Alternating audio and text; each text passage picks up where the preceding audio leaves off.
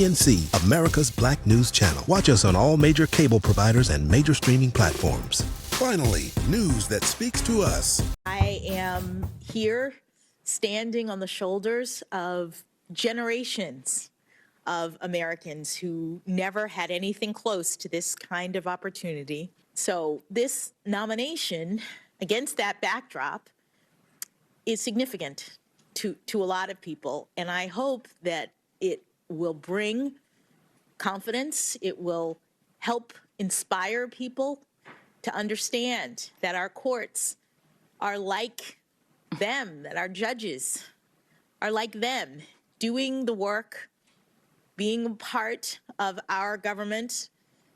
I think it's very important.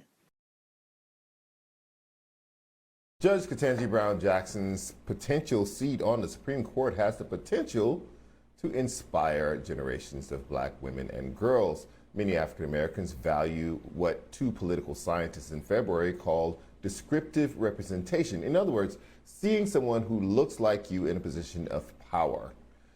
President Biden kept his campaign promise to nominate a Black woman to the Supreme Court, but the political question remains, will that nomination reverse his sliding poll numbers among Black voters?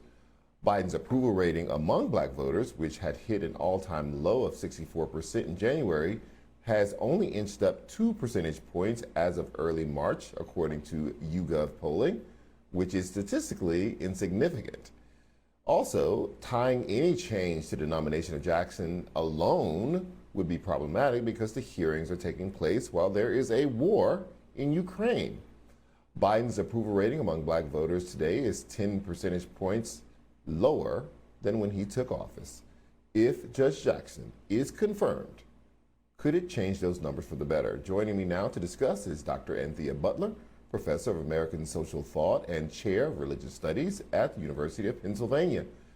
Anthea, first I want to ask you about something that Eric Smith, a writer for the New York Daily News, wrote in a piece about Jackson's confirmation today. His title was, "Do We Get Too Excited About Black American First?" And what he was basically saying was it was not about the Black people, but the white people. That there have always been qualified Black people, it was just that the white people have been stopping them from being considered or getting jobs or being the first. And that when we celebrate, we're basically celebrating their capitulation in a sense. What do you think about that? I think that's a very interesting viewpoint that he has. And I'll say this. I mean, I think today's performance by many of the Republicans just proves that they have fears of a Black woman.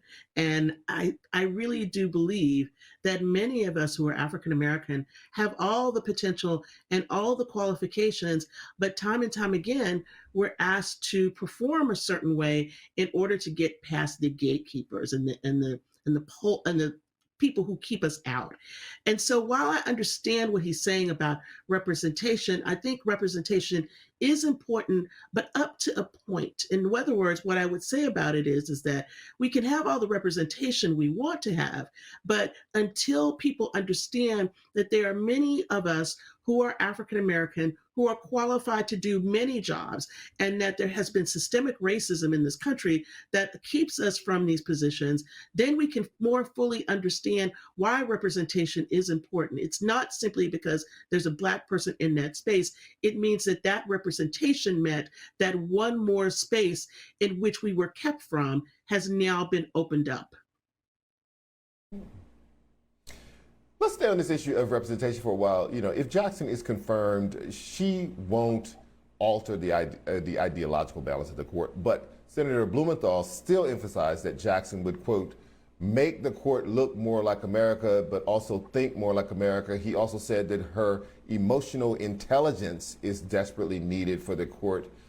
First, I want to have you talk a little bit about that. I wasn't happy about that last phrase, because it is very often that Black people are thought of in these kind of mystical religious ways, rather than that she's just a smart person who's going to add to making the court smarter. We talk about Black people as being the conscience of America, being the emotional part of the court. What did you think about what he was saying? I understand the impulse seemed to be right, but it's just the framing seemed to be a little off.